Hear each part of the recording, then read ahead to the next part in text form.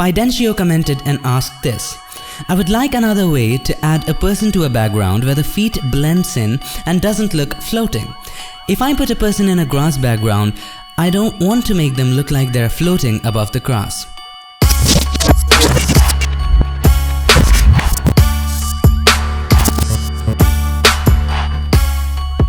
What Fidencio means is whenever you are copying a composite or a subject from a flat background, from a background which has a flat ground at least, and when you place that subject on a background with grass or something which is furry, what happens is it looks totally fakey, floating like. So have a look at this surface. So this is completely grass, and if I go ahead and copy this legs to this one, this will look fake. You know why? Because there's a flat surface here and the surface is not flat. There are grasses growing from it.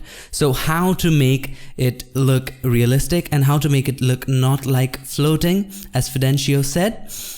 Fidencio, if I'm pronouncing her name wrong. Alright, I'm so sorry about that. So today I'm going to show you how to do that. First, let's go ahead and make a quick selection of this. So to make a selection, so select the quick selection tool and let's go ahead and start making a selection of it. Now here's another tip. Add a levels adjustment layer, and to make the differences much more clearer, as you can see here, the leg and the background kind of blends in. So to increase the contrast, let's brighten this up to make the differences more clearer so that it becomes easier for the quick selection tool to judge the areas. Alright, so let's increase the brightness just a little bit to make the differences more clear. To select properly, no, not here. Alright, this is good. So let's go ahead and select this layer. Let's make a copy of the background layer. I do that always, and it has become a certain kind of habit for me. Sometimes it's not required, but it's good for before and after stuff and stuff like that. It's always safe. So let's go ahead and select that properly. Now as you can see, it's very easily selecting. Why? Because we added that extra levels adjustment layer. Alright, now when you do that, I'm so sorry about that stumbling there. When you do that, make sure you check sample all layers, okay, and auto enhance. Auto enhance, keep it always checked unless until you're working on a 1-2 GB image. Keep it always checked. It uses computer memory and enhances your selection by advanced mathematical computational algorithms. Alright, so keep it checked. It's really nice. And let me show you what it does. So when you make a selection, for example, like this, see, it takes some time. Now, while it's taking some time, what it's doing is that it's making some calculation, detecting the edges, and thus it selects the edges. Alright, so let's select the same here. Now, of course, this has selected a little extra. So let's go ahead and subtract from this, press and hold Alt or Option, and just subtract the areas that you don't want in the selection, and it will analyze that, and which is a part of Auto Enhance. Alright, so we don't want this area. Alright. So that's pretty good. I'm not doing a perfect job, but you take your time, alright? So there you go. Done. I guess it's done.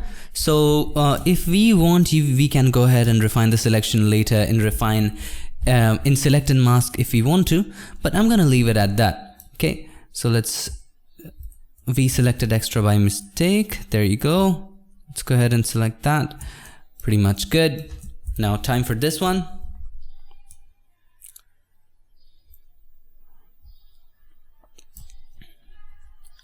That's pretty fine. Now we have selected something extra. We'll take care of that later. That's good. Okay, now here extra we need to subtract that. Done, simply. And then here too we have selected something extra, so we need to make the brush a little smaller. Alright, to make the brush a little smaller or bigger, press and hold Alt or Option, right mouse button, drag it to the left to make it smaller, right to make it bigger. Okay, so let's delete this area. Alright, now by the way, did you notice I asked you to check sample all layers? I asked you to do that because it will take levels into consideration that way. Okay, so as to make the edges much more visible. Now just as I'm selecting, I just wanted to say something. So whenever you're making a selection using, say, Magic Wand tool makes selection based on colors. And select and mask is a very quick selection tool, and also select and mask uses a very advanced technique where it also analyzes color along with edges. Alright, so that's why there's an option called auto enhance, and it finds out where the edges are and it smoothens your images, your selections. Alright, so we have pretty much selected. There's a shoelace to be selected, but I know shoelaces are difficult to select. You can use the pen tool here, but I'm gonna quickly do this. Alright, so let's go ahead and select this too, this one. That's pretty good. Okay, that's fine. Not a perfect selection, but you get the idea. Okay, alright. Here. Maybe a little here. It's too much, I guess. We'll take care of that with a brush. We'll take care of that later. Okay, for now that's okay. Let's subtract this area.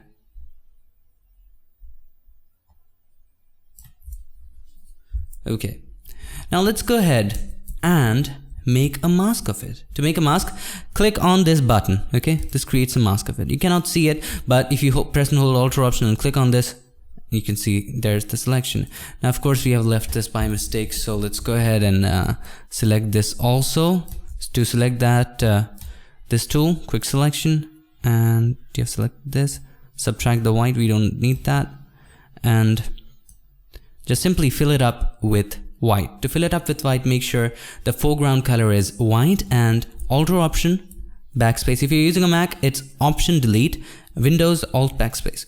It fills it up with white. Okay, it fills it up here. Make sure the mask is selected then. So once you have a selection, have a look. This is the selection that we have come out with. Now let's go ahead and drop it. Alright, here's what I would say. Always keep the mask intact, please, so that whenever you have deleted something extra by mistake, you can always get that back. Okay, just drag it and paste it in this. Alright, done.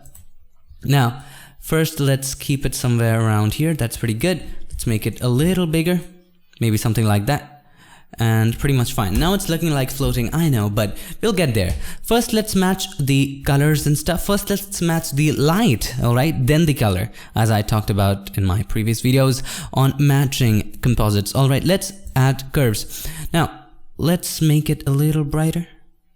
Now make a clipping mask, because this curves adjustment layer is affecting the whole image. This layer, we just wanted to affect this one, so we would create a clipping mask. Now earlier I taught you a way of creating clipping mask by pressing hold Alt or Option and clicking on this, but there's another way. Somebody pointed that out to me in Facebook, and that is clicking on this one. It's really simple. Let me just turn off my phone. Somebody's just messaging me like crazy. Alright, so once you have your color light adjusted, so let's make it a little darker. There you go. It's pretty much matching. Alright, let's add a little bit of contrast. Just a little bit. There you go.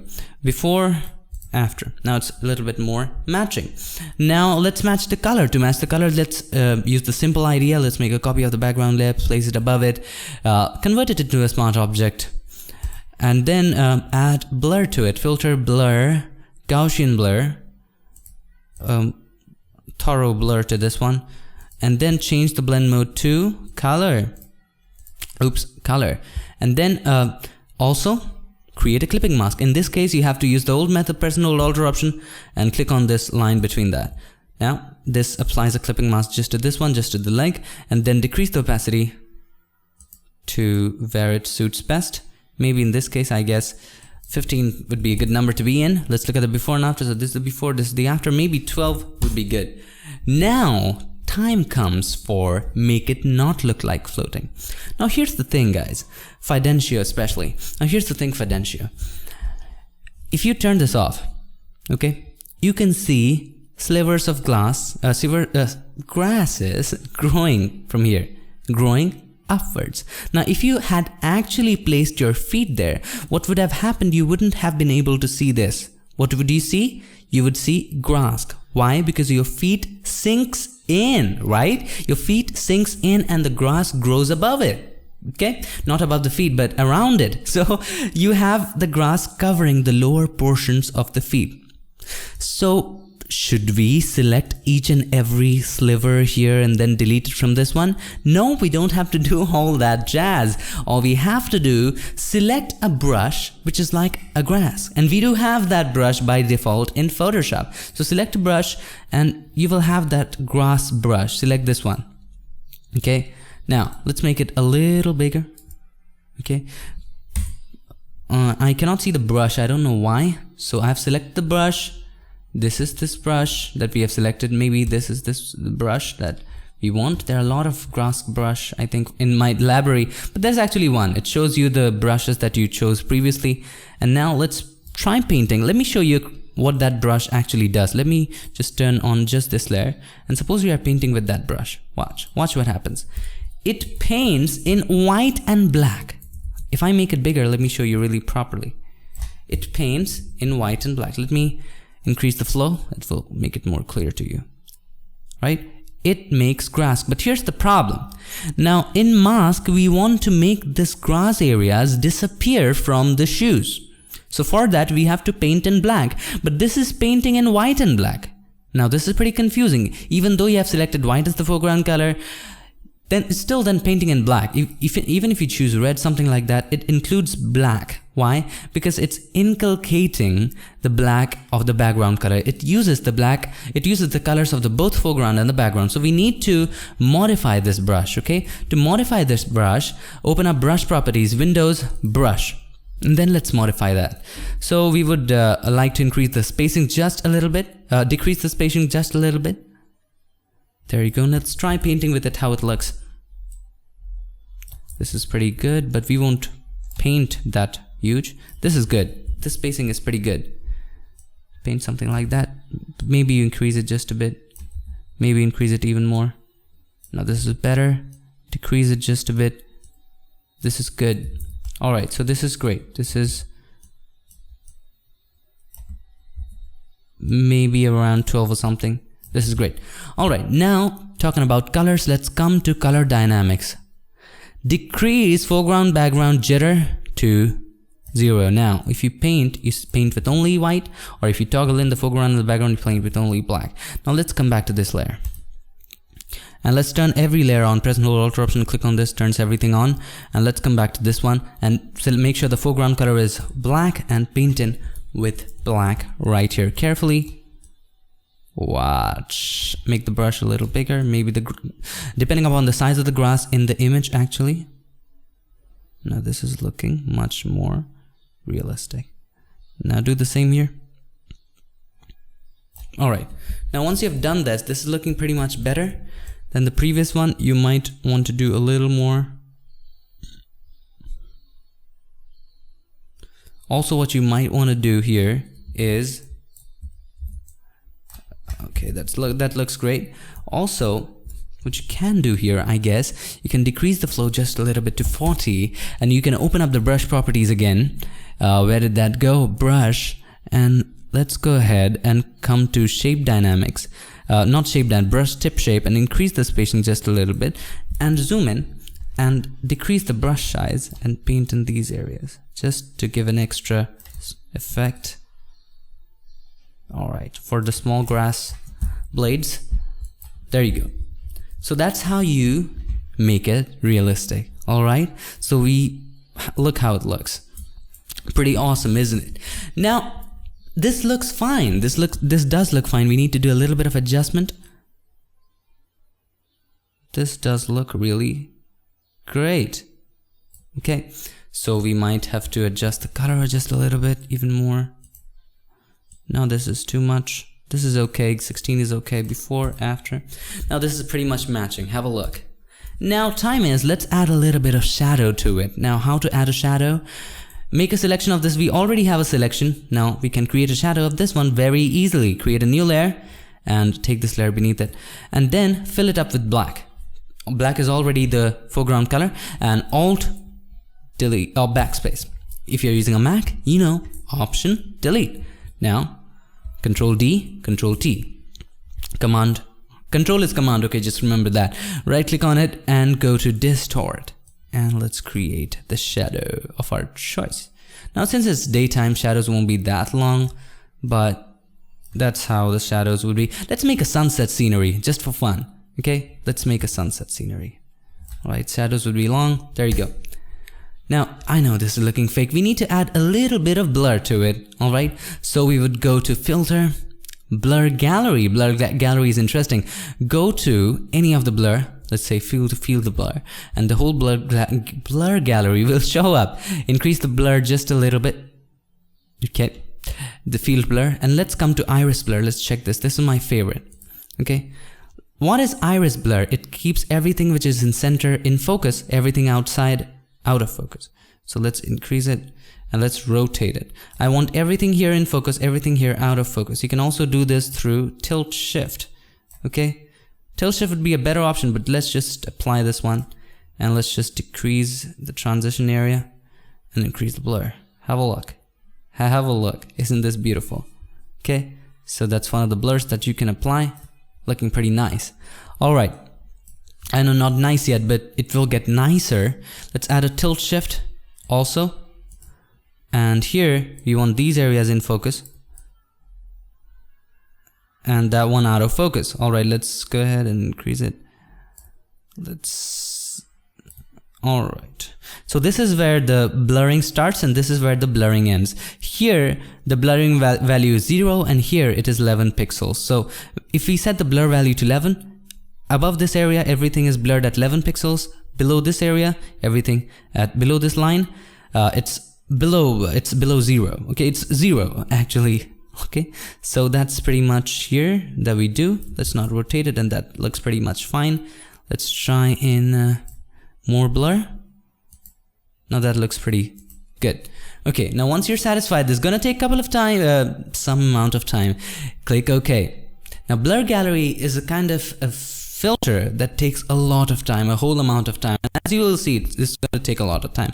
Let's go ahead and wait just a little bit.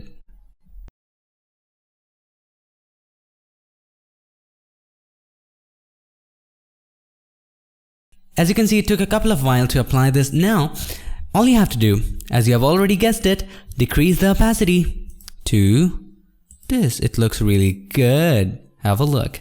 But we have added shadow, but we have not added that sunset lighting yet, okay?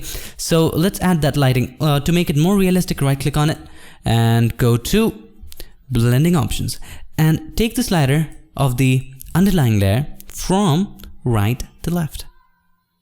Okay, this makes the brightest areas invisible for this layer. Okay, the brightest areas of the underlying layer, which is the background layer, invisible for this one. To add an extra shine, you can take this to all the way to the right, and by the way, press and hold Alt option and click on it to split the sliders.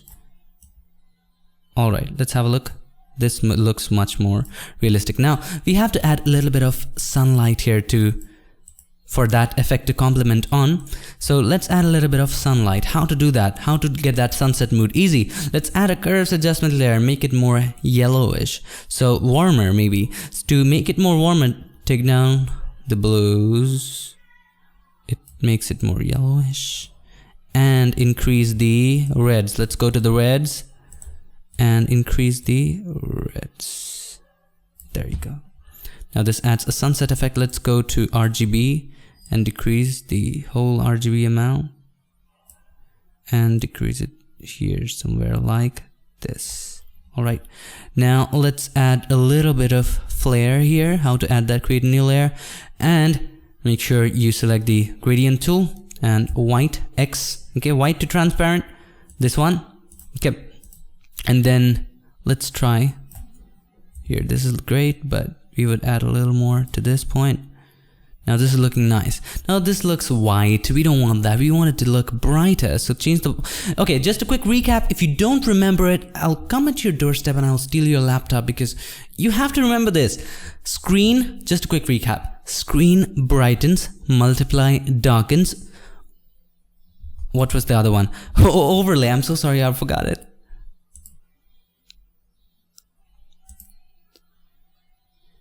You just have to remember this. Screen brightens, okay? Overlay increases the contrast so much, very much. Soft light increases the contrast just a little, and multiply darkens. So this is darkens, multiply darkens. Remember this that way. Multiply darkens, screen lightens. Overlay increases the contrast very much, soft light a little bit. Okay, so now let's change the blend mode to screen. Okay, this doesn't make much of a sense, but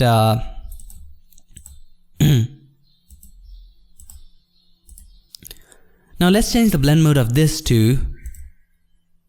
But this looks white, doesn't look pretty nice. So change the blend mode of this one to overlay. Looks better. Decrease the opacity. And let's create another one, make a copy of this one and change the blend mode to normal and decrease the opacity just a hair. Just like that. Alright, so make a group of both of these before, after. So we have created a pretty nice, alright, composition. So let's just flatten it even more. Right click on it and go to distort, and we'll create a more flatter shadow, something like that. Okay, this looks pretty nice. You can increase the shadow if you want to. So there you go. I've not done an excellent job, but you get the idea, right? Hope this helped you, and if it did, share this. Alright, just share this and make sure you're already subscribed. You have to be. Alright, I'll see you in my next one. Till then, stay tuned and make sure that you keep creating. I sound like radio. Bye. Take care.